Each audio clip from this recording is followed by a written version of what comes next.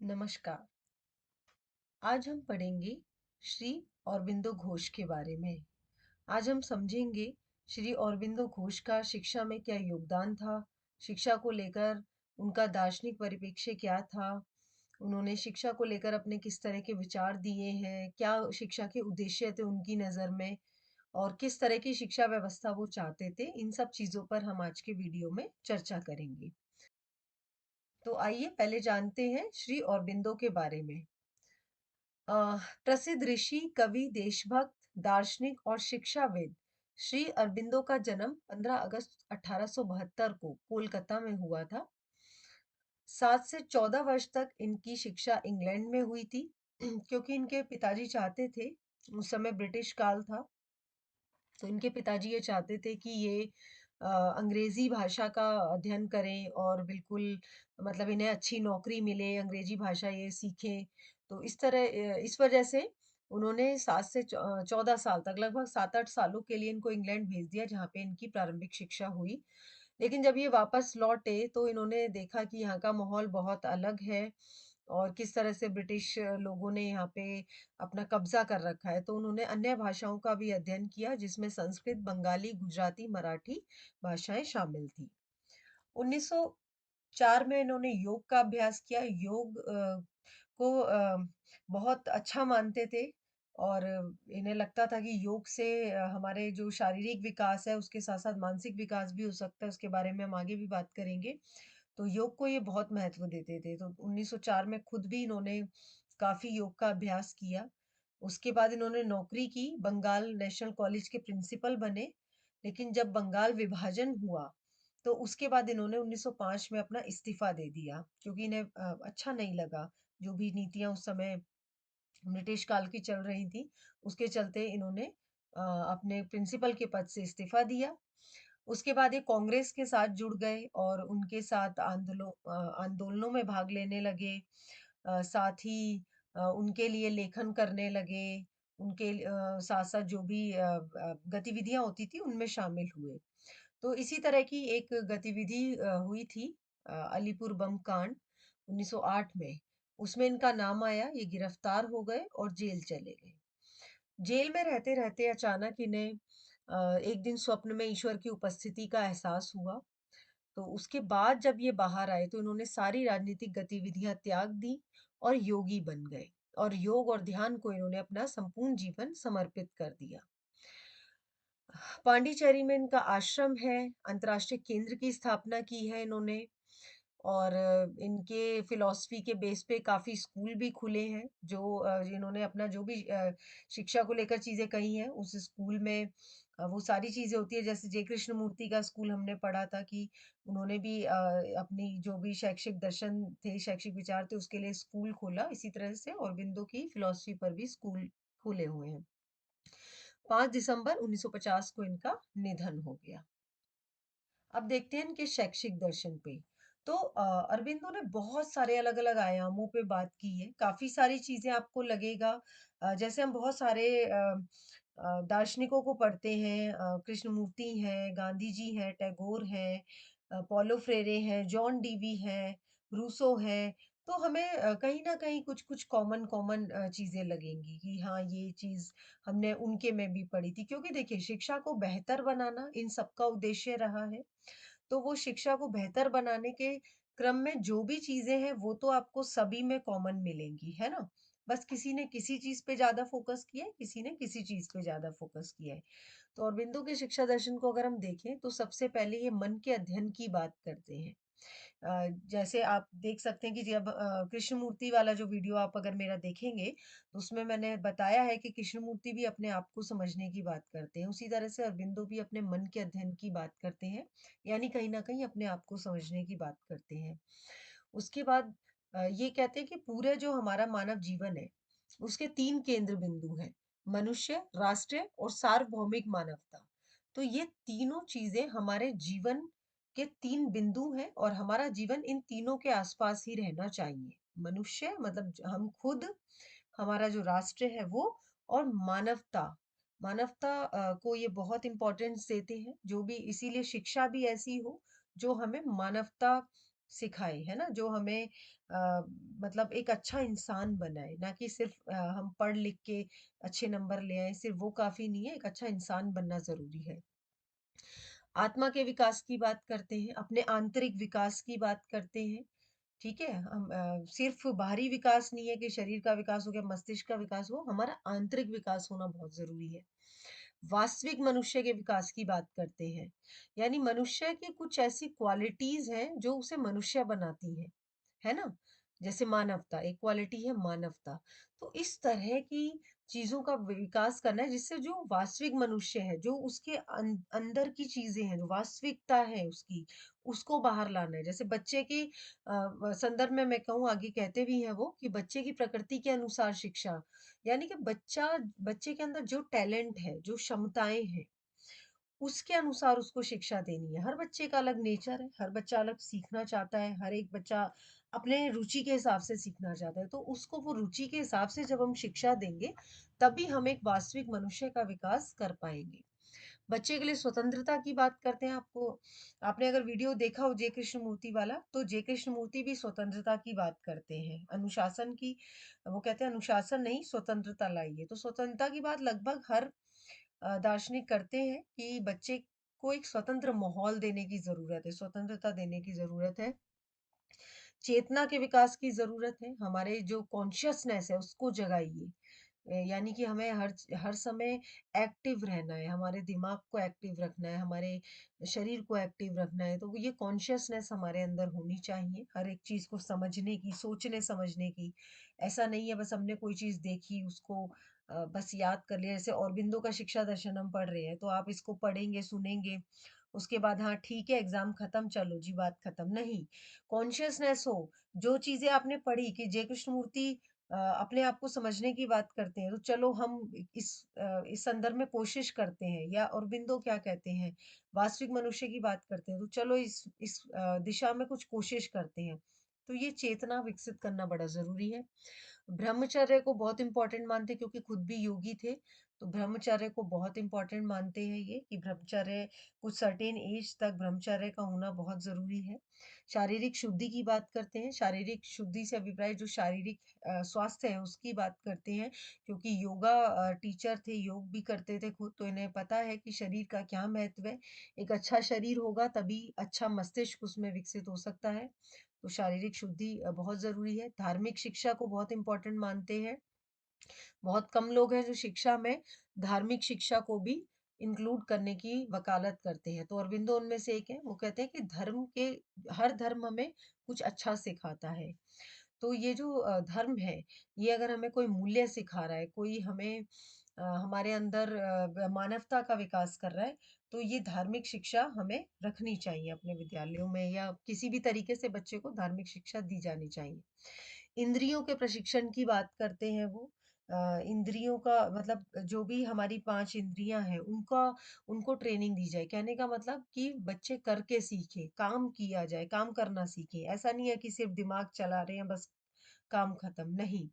हाथ-पैरों की शिक्षा भी होनी चाहिए, दिमाग की शिक्षा भी होनी चाहिए, हमारे जितने भी सेंसेस हैं, उन सब की शिक्षा होनी चाहिए।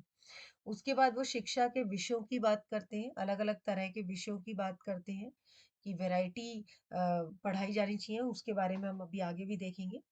और उसके अलावा वो मातृभाषा पे बहुत फ़ोकस करते हैं। वो कहते हैं कि बच्चे को शिक्षा मातृभाषा में दी जाए। अगर आप एनईपी 2020 की बात करेंगे, तो उसमें भी कहा गया है कि प्राथमिक शिक्षा बच्चे को उसकी मातृभाषा में ही दी जाए। तो कहीं न कहीं हमें औरबिंदो के शिक्षा दर्शन से भी वो बात मिलती है और लगभग-लगभग मतलब काफ़ी लोगों ने इस बात पे फ़ोकस किया है कि बच्चे को मातृभाषा में उसकी शिक्षा दी जाए। उसके बाद वो शिक्षा के उद्देश्यों की बात करते हैं। शिक्षा के उद्देश्यों में पहला उद्देश्य ज्ञान प्राप्त करना, जैसा कि आप सभी जानते हैं लगातार बात करते आए हैं कि शिक्षा का एक बड़ा महत्वपूर्ण उद्देश्य है ज्ञान प्राप्त करना। शारीरिक शुद्धता यानी कि शरीर को स्वस्थ रखने की बात करते हैं। इंद्रियों के प्रशिक्षण की बात करते हैं। तार्किक संकाय का विकास, इंद्रियों का प्रशिक्षण किया जाए लेकिन साथ-साथ तर्क का विकास भी, जो हमारी तर्क बुद्धि है, जिसको जय कृष्णमूर्ति प्रज्ञा कहते हैं, तो उसका विकास करना भी बहुत ज़रूरी है। मानसिक विकास की बात करते हैं, हमारे मस्तिष्क का विकास किया जाए, नैतिकता का विकास किया जाए, नैतिक मूल्य हैं हमारे वो हम सीखें, विवेक का विकास, हमारी बुद्धि, अध्यात्म का विकास किया जाए, धार्मिक शिक्षा की तो बात करते हैं, उसके साथ-साथ अध्यात्म को भी प्रैक्टिसाइज़ किया जाए, मेडिटेशन है, ध्यान लगाना है, अपने आप का ज्ञान जभी होगा जब हम अध्यात्म की ओर बढ़ते हैं। हमें लाइफ में करना क्या है, हमें शांति कैसे मिलेगी, तो वो शांति के लिए आध्यात्मिक विकास की बात करते हैं। आत्म साक्षात्कार, अपने आप का साक्षात्कार करना यानी अपने आप से जुड़ना, अपने आप से मिलना, अपना ज्ञान प्राप्त करना बेसिकली, है ना? तो उसकी बात करते हैं और अपने क्षमताओं का विकास, जो भी आपके अंदर टैलेंट है, जो भी क्षमताएँ हैं, उसका विकास कीजिए। आप पहचानिए सबसे पहले कि आपका टैलेंट, उसके लिए आत्म साक्षात्कार कीजिए, आपका टैलेंट क्या है और फिर अपनी क्षमताओं के विकास की दिशा में आप काम कीजिए। उसके बाद वो पाठ्यचर्या निर्माण के कुछ सिद्धांत बनाते हैं, यानी जो भी हम पढ़ते हैं, जो भी विद्यालयों में पढ़ाया जाता है, जो भी सिलेबस होता है, जो भी पाठ्यचर्या होती है, वो कहते हैं इसको बनाने के लिए कुछ चीज़ें फ़ॉलो करनी चाहिए। पहली चीज़ वो कहते हैं कि पाठ्यचर्या बच्चे के लिए रुचिकर हो, मतलब इन कुछ रुचि वाली चीज़ें बनाइए। ऐसा नहीं है कि बस बच्चे पढ़े और बोर हो गए और बस एग्ज़ाम पास करना ही उद्देश्य है। बच्चों को मज़ा आना चाहिए पढ़ने में। तो पाठ्यचर्या बच्चे के लिए रुचिकर होनी चाहिए। वे सभी विषय और गतिविधियाँ शामिल हो जो बच्चे का आध्यात्मिक विकास करे, क्योंकि आध्यात्मिक विकास की बात करते हैं तो स्कूल में जो भी शिक्षा दी जा रही है उसके साथ-साथ कुछ ऐसी गतिविधियाँ, कुछ ऐसे विषय शामिल कीजिए जिससे आध्यात्मिक विकास हो। जैसे आप देखेंगे दिल्ली गवर्नमेंट के स्कूल में हैप्पीनेस क्लासेस इंक्लूड की गई, तो वो कहीं न कहीं आध्यात्मिक विकास के लिए या फिर कई ऐसी गतिविधियाँ भी हो सकती हैं जिससे बच्चे का आध्यात्मिक विकास हो। समय-समय पे कुछ वर्कशॉप करा दी, है ना? कुछ सेशंस ले लिए तो उससे आध्यात्मिक विकास को बढ़ावा मिलेगा। उसके बाद पाठ्यचर्या के विषय बच्चों को सीखने के लिए प्रेरित करें। बच्चे खुद प्रेरित हों सीखने के लिए। वैरायटी ऑफ सब्जेक्ट दीजिए, अलग-अलग विषय हों, बच्चे खुद उनको सीखना चाहें, है ना? जैसे आप जो एकेडमिक्स पढ़ा रहे हैं वो तो पढ़ा ही रहे हैं, मैथ्स, इंग्लिश, साइंस, एसएसटी वगैरह, लेकिन उसके साथ-साथ आप एक्स्ट्रा क्या दे सकते हैं? तो पाठ्यचर्या में ऐसे विषय कला है, संगीत है ना? और भी ऐसे साहित्य वगैरह या बहुत सारी ऐसी चीज़ें जो अलग-अलग खेल-कूद में अलग-अलग चीज़ें हो सकती हैं, गाना गाना, है ना? तो इस तरह की चीज़ों से बच्चे प्रेरित होंगे सीखने के लिए। बच्चे की रचनात्मक क्षमताओं को सक्रिय करें ताकि उसे एक वास्तविक व्यक्ति के रूप में विकसित किया जा सके। बच्चे की रचनात्मकता, सृजनात्मकता पे ध्यान दें। ऐसी-ऐसी चीज़ें कराएँ बच्चे जिससे क्रिएटिव बने, है ना? तो क्रिएटिव बच्चे बनेंगे तो वो अपनी जो रियल हैं, जो खुद हैं, क्योंकि क्रिएटिविटी कैसे आती है? जब हम खुद को एक्सप्रेस करते हैं, तो क्रिएटिविटी हमारी सामने आती है। तो जब बच्चे ये अपनी रचनात्मक क्षमताओं को सक्रिय करेंगे, तो वास्तविक व्यक्ति के रूप में वो सामने आएँगे। उसके बाद पूरी दुनिया के लिए आधुनिक ज्ञान के लिए प्रेरित करें। यानी पाठ्यचर्या ऐसी हो जो हमें सिर्फ पारंपरिक ज्ञान ही ना दे बल्कि आधुनिक ज्ञान से हमें जोड़े। जो भी लेटेस्ट रिसर्चेज़ हो रहे हैं, कोई भी लेटेस्ट चीज़ें आ रही हैं, इनोवेशंस हो रहे हैं, तो उन सब का पता होना चाहिए। तो पाठ्यचर्या में उनको भी इंक्लूड किया जाना चाहिए। उसके बाद शिक्षण विधियों की वो बात करते हैं, अलग-अलग तरीके से पढ़ाया जाए, बच्चे की स्वतंत्रता का ध्यान रखा जाए पढ़ाते हुए, फ्रीडम मिलनी चाहिए, किस तरह पढ़ना चाहिए, क्या-क्या कर सकते हैं, एक्टिविटी दे तो ये नहीं है उन्हें बाँध दें कि भई बस यही करना है, उनको फ्री छोड़ दो कि हाँ ठीक है, अपने आप करके लाओ। तो फ्रीडम उन्हें देना ज़रूरी है, प्यार और सहानुभूति दीजिए, इसीलिए बच्चे को मारना बैन है, बच्चे प्यार से और सहानुभूति से ही पढ़ते हैं। मातृभाषा में शिक्षा दीजिए, बाल केंद्रित शिक्षा होनी चाहिए, यानी जो भी आप पॉलिसी बना रहे हैं, स्कूल में कोई चीज़ बना रहे हैं, स्कूल का कोई रूल एंड रेगुलेशन निर्धारित कर रहे हैं, तो वो बच्चों को ध्यान में रख के बनाया जाए। या कोई कोई भी गतिविधि हो रही है या कोई भी फंक्शन होता है, तो वो बच्चों को ध्यान में रख के बच्चों को इंक्लूड किया जाए उसके अंदर। उसके बाद स्व अनुभव, बच्चों उनको अपने अनुभव से सिखाया जाए, उनको खुद अनुभव करना सिखाया जाए, है ना? वो खुद करके सीखें, ये होना चाहिए, करके सीखना होना चाहिए। समूह अधिगम, ग्रुप लर्निंग होनी चाहिए, ग्रुप लर्निंग बहुत इफ़ेक्टिव होती है। मिक्स ग्रुप बनाइए, इंटेलिजेंट बच्चा डालिए, मीडियम बच्चा डालिए और थोड़ा कम इंटेलिजेंट डालिए, ठीक है? और मतलब इस तरह का कुछ ग्रुप मिक्स ग्रुप बनाइए और फिर एक्टिविटी कराइए, तो आप देखेंगे बच्चों की लर्निंग बहुत एनहांस होती है ऐसे। तो मिक्स ग्रुप लर्निंग करवाइए। बच्चे की प्रकृति को समझिए, बच्चे की प्रकृति के अनुसार उसे शिक्षा दीजिए। बच्चे का इंटरेस्ट किसमें है? कभी-कभार होता है बच्चों का मन नहीं है, या बच्चे का सुनाने का मन है, लिखने का नहीं है, या लिखने का मन है, सुनाने का नहीं है। तो जैसा बच्चे का व्यवहार है, जो उसका नेचर है, उस हिसाब से उसका इवैल्यूएशन करिए, उस हिसाब से उसे पढ़ाइए। 3A की बात करते हैं। 3A के अनुसार शिक्षा दीजिए। एज, एबिलिटी और एप्टीट्यूड, यानी उम्र, क्षमता और योग्यता। बच्चे की उम्र के हिसाब से उसे शिक्षा दीजिए। बच्चे की क्षमता क्या है, कितना वो कर सकता है, उसके हिसाब से उसको शिक्षा दीजिए। और उसके अंदर क्या योग्यता है, वो क्या कर सकता है, क्या उसके अंदर टैलेंट है, उसके हिसाब से उसको शिक्षा दीजिए। ठीक है, तो ये औरबिंदो के संदर्भ में याद रखिए। 3A, as, ability and aptitude. और उसके बाद बच्चे को निकट से दूर की ओर ले जाइए, यानी बच्चे को पहले वो चीजें सिखाइए जो उसे पता है, उसके बाद धीरे धीरे उसे अननोन पे ले जाइए। तो जैसे मान लीजिए बच्चे को हमें ABCD सिखाना है, तो हम पहले ए फॉर एप्पल डायरेक्ट नहीं सिखाते, हम पहले उसे एप्पल दिखाते हैं। एप्पल बच्चा पहचानता है, कुछ खाने की चीज है, तो वो देखता है, पहले समझता है, फिर हम उसे बोलना सिखाते हैं ए फॉर एप्पल, और फिर हम लिखना सिखाते हैं। तो जो बच्चा जानता है, नोन से अननोन की तरफ, पास से दूर की तरफ ले जाते हैं।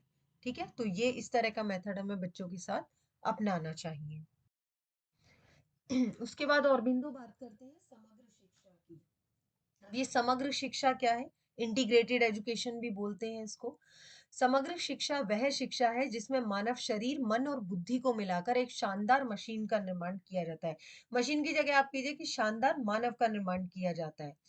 शरीर की शिक्षा भी है, मन की शिक्षा भी है और बुद्धि की शिक्षा भी है। ये तीनों को मिला के जो शिक्षा होती है, वो होती है समग्र शिक्षा, एक कंप्लीट एजुकेशन, एक इंटीग्रेटेड एजुकेशन।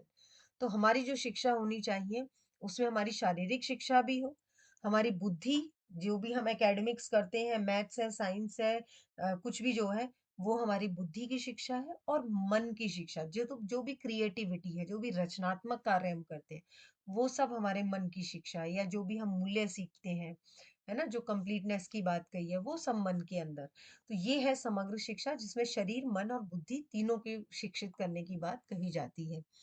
अरविंदो के अनुसार समग्र शिक्षा वह है जो पूर्ण लाभ को बाहर लाने में मदद करती है, यानी बच्चे का जो भी अंदर जो भी कुछ है, कंप्लीटनेस, वो बाहर लाने में मदद करे। जो भी बच्चे के अंदर टैलेंट है, जो भी क्षमताएं हैं, जो भी योग्यताएं हैं, वो बाहर लाने में मदद करती है, जीवन के पूर्ण उद्देश्य के लिए तैयार करती है, और जो कुछ भी व्यक्ति में है उसके दायरे में आती है, जो एक ही समय में उसे अपने सही संबंध में प्रवेश करने में मदद करती है। लाइफ में सब कुछ करेक्ट करना है, तो ये समग्र शिक्षा बड़ी इंपॉर्टेंट है, क्योंकि शरीर भी स्वस्थ रहेगा, मन भी आपका अच्छा और एक्टिव रहेगा और स्वस्थ रहेगा, और बुद्धि भी आपकी अच्छी रहेगी। तो इससे बेहतर तो कुछ हो ही नहीं सकता। इसके मुख्य बिंदु उन्होंने बताए हैं समग्र शिक्षा का। आप देखेंगे तो पहले इसमें आता है कि शरीर और मन को मजबूत करना इसका मुख्य उद्देश्य है। ठीक है, शरीर और मन दोनों को साथ लेके चलना है। इसके 5 पहलू बताए हैं: शारीरिक, फिजिकल, मानसिक, मेंटल, जीवनाधार, वाइटल, आध्यात्मिक, स्पिरिचुअल, और मनोवैज्ञानिक यानी साइकिक। तो आप देखिए इन 5 पहलुओं को मिला के समग्र शिक्षा बनती है। यहाँ पे शारीरिक शिक्षा भी हो गई, मानसिक रूप से भी शिक्षा हो गई, वाइटल, जीवन आधार, जैसे मूल्य, नैतिक शिक्षा वगैरह जो आपको दी जाती है ना, इस तरह की शिक्षा होना, या आध्यात्मिक हो गई या धार्मिक, तो जो जीवन को, आपकी लाइफ को इजी करने में बेसिकली काम आती है, वाइटल एजुकेशन। उसके बाद आध्यात्मिक, स्पिरिचुअल, जो हमने बात की, जैसे मेडिटेशन वगैरह, तो आध्यात्मिक शिक्षा। और मनोविज्ञान, जिसमें हमारी साइकोलॉजी से रिलेटेड, मन से रिलेटेड जो चीजें आती हैं, वो मनोवैज्ञानिक शिक्षा हो गई। ठीक है, तो ये इसके 5 पहलू हैं। उसके बाद वो सत्य के 4 पहलुओं पे बात करते हैं कि शिक्षा का उद्देश्य है इन सत्य के 4 पहलुओं को बच्चों को सिखाना है: प्रेम, ज्ञान, शक्ति और सौंदर्य। ये 4 पहलू हैं जो हमारी शिक्षा का भाग होना जरूरी है। आजकल के माहौल को देखते हुए आप देखिए कि ये प्रेम भाव बच्चों के अंदर जगाना बहुत जरूरी है। ठीक है, एकीकृत शिक्षा के 2 आधार, समग्र शिक्षा, इंटीग्रेटेड एजुकेशन, एकीकृत शिक्षा एक ही है। 2 आधार बताते हैं: व्यक्ति पूर्ण है और मानवता एक है, यानी एक कंप्लीट व्यक्ति होना चाहिए और मानवता एक, ह्यूमन। आप देखेंगे कि इन्होंने पहले भी कहा है कि मानवता पूरे एक वैश्विक कॉन्सेप्ट है ना? यानी मानवता कहीं भी आप चले जाएँगे, एक ही रहेगी। तो ये मानवता का होना बड़ा ज़रूरी है। उसके बाद वो समग्र शिक्षा के कुछ उद्देश्यों की भी बात करते हैं।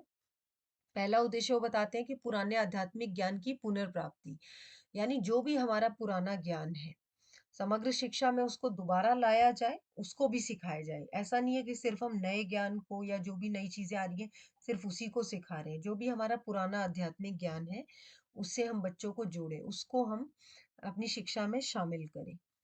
दर्शन और साहित्य के नए रूप, दर्शन और साहित्य जो भी हमारे शिक्षा में रहा है अब तक, उसको भी पढ़ें, पुराने को भी पढ़ें और नए रूप। तो यहाँ दोनों पॉइंट आप मिला के देख सकते हैं कि पुराने को भी पढ़ना है, लेकिन नए ज्ञान की भी प्राप्ति हमें करनी है। उसके बाद आध्यात्मिकृत समाज का संश्लेषण, यानी अध्यात्म पे अब क्योंकि योगी थे खुद औरबिंदो, तो अध्यात्म पे बड़ा फोकस करते हैं। आध्यात्मिकृत समाज होना चाहिए, अध्यात्म समाज शिक्षा ऐसी होनी चाहिए जो अध्यात्म की ओर ले जाए, लोगों को शांति प्राप्त हो। आजकल लोग पढ़ लेते हैं, मन अशांत रहता है ना? तो ये शांति प्राप्त होना बहुत जरूरी है, वो अध्यात्म से उन्हें होगी।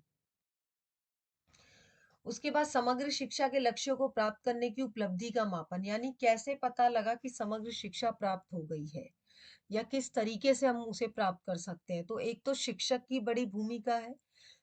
मैंने पहले के कई वीडियोस में भी बताया कि शिक्षक बहुत इंपॉर्टेंट भूमिका निभाते हैं किसी भी तरह की एजुकेशन में। तो शिक्षक सबसे पहले तो खुद ही सुलझे हुए हों, खुद ही उनके पास जो भी वो पढ़ा रहे हैं, जो उनकी पेडागोजी है, उसमें इस तरह की चीजें आए कि मानसिक शिक्षा भी उसमें हो, उसमें शारीरिक शिक्षा भी हो, उसमें बौद्धिक शिक्षा भी हो, आध्यात्मिक शिक्षा भी हो, जीवनाधार शिक्षा भी हो। तो पढ़ाने के तरीके इस तरह के हों, कंटेंट इस तरह का हो, गतिविधियाँ इस तरह की कराई जाएँ शिक्षक के द्वारा जिसमें ये चीज़ें शामिल हों। अनुशासन बहुत ज़रूरी है, अनुशासन का बहुत महत्व बताते हैं। स्वतंत्रता अपनी जगह है, लेकिन अनुशासन का होना भी ज़रूरी है। तो ये समग्र शिक्षा के लक्ष्य को प्राप्त करने में अनुशासन एक महत्वपूर्ण भूमिका निभाता है। नैतिक प्रशिक्षण बहुत ज़रूरी है, नैतिकता सिखाई जाए। हमने पहले भी बात की है इस बारे में कि लोग पढ़ लिख लेते हैं, लेकिन ये नहीं समझ आता उनको कि किस तरह से हमें डील करना है समस्याओं से या कैसे किससे बात करनी है। नैतिकता नहीं होती है ना, कुछ भी गलत काम कर रहे हैं, फिर कोई नैतिक मूल्य नहीं होते। तो ये नैतिक प्रशिक्षण देना बहुत ज़रूरी है। बच्चे की क्षमता में विश्वास रखें। हर बच्चा कैपेबल होता है। ये मत सोचिए कि बच्चे नहीं कर सकते, बच्चे नालायक हैं, ये बच्चा ये नहीं कर पाएगा, ये बच्चा वो नहीं कर पाएगा, ऐसे मत सोचिए। हर बच्चे में हर क्षमता होती है। बस उसको मौका देने की ज़रूरत है, उसको विकसित करने की ज़रूरत है, तो ये ध्यान रखिए। उसके बाद शारीरिक शिक्षा की बात तो करते ही हैं, समग्र शिक्षा का एक अभिन्न अंग है शारीरिक शिक्षा, इस पे ध्यान दिया जाना चाहिए। उसके बाद वो शिक्षण के सिद्धांत की बात करते हैं, ये मैं अभी आगे बताती हूँ। और उसके बाद वो पाठ्यक्रम की बात करते हैं कि पाठ्यक्रम में 5 तत्व होने चाहिए। कौन से 5 तत्व होने चाहिए? जो हमने अभी पढ़े हैं, मानसिक, आध्यात्मिक, बौद्धिक और मनोवैज्ञानिक और जीवनाधार। तो ये 5 तत्व हमारे पाठ्यक्रम में शामिल होने चाहिए। और उसके बाद वो शिक्षण के कुछ सिद्धांत बताते हैं कि समग्र शिक्षा के लक्ष्य प्राप्त करने के लिए हमें कुछ सिद्धांत मानने पड़ेंगे। पहला सिद्धांत है कि कुछ भी सिखाया नहीं जा सकता, यानी बच्चे को हम कुछ सिखा नहीं सकते। बच्चे में खुद टैलेंट है कि वो सीख जाएगा। हम कौन होते हैं उन्हें सिखाने वाले? कोई नहीं। आप बस उनको असिस्ट कीजिए, हेल्प कीजिए, बच्चे खुद ब खुद सीख जाएंगे। उनको माहौल बना के दीजिए, उनको स्वतंत्रता दीजिए, उनके सामने एग्जाम्पल रखिए, वो खुद सीखेंगे। तो ये जो हमारा वहम है कि हमने बच्चों को सिखाया, ऐसा नहीं होगा, ठीक है? कुछ भी नहीं सिखाया जा सकता, बच्चे खुद ब खुद सीखते हैं। दूसरा वो कहते हैं बच्चे को अपने विकास के लिए सलाह लेनी चाहिए, अपने शिक्षकों से, अपने बड़ों से सलाह उन्हें लेनी चाहिए, ठीक है? बच्चे को ज्ञात से अज्ञात की ओर ले जाना, ये मैं बता चुकी हूँ कि जो पहले जानते हैं उस नॉलेज से उनको अज्ञात की ओर, जो नहीं जानते वहां तक ले जाना है ना? जैसे बच्चे आपने देखा जब भाषा भी सीखते हैं, तो पहले बच्चे सिर्फ ऑब्जर्व करते हैं, सुनते हैं, अपने घरों में जो भी कुछ बोला है सुन के वो समझते हैं, धीरे धीरे बोलना सीखते हैं और फिर वो बोलना सीखते हैं, है ना? एक कंप्लीट शब्द बोलेंगे, फिर वाक्य बोलेंगे, फिर उन्हें लिखना सिखाया जाता है। तो ज्ञात से अज्ञात की ओर विद्यालय में मेन क्या सीखने जाते हैं? अच्छा लेखन, है ना? लिखना, क्योंकि बोलना तो उन्हें आता है, भाषा उनके पास होती है। तो ज्ञात से अज्ञात की ओर ले जाना, ये शिक्षण का सिद्धांत हमेशा याद रखना है। तो ये हमने पढ़ा औरबिंदो को। वीडियो अच्छा लगा तो लाइक कीजिए, सब्सक्राइब कीजिए और शेयर कीजिए। Thank you so much. आगे भी वीडियो आते रहेंगे। चैनल को सब्सक्राइब ज़रूर कीजिए।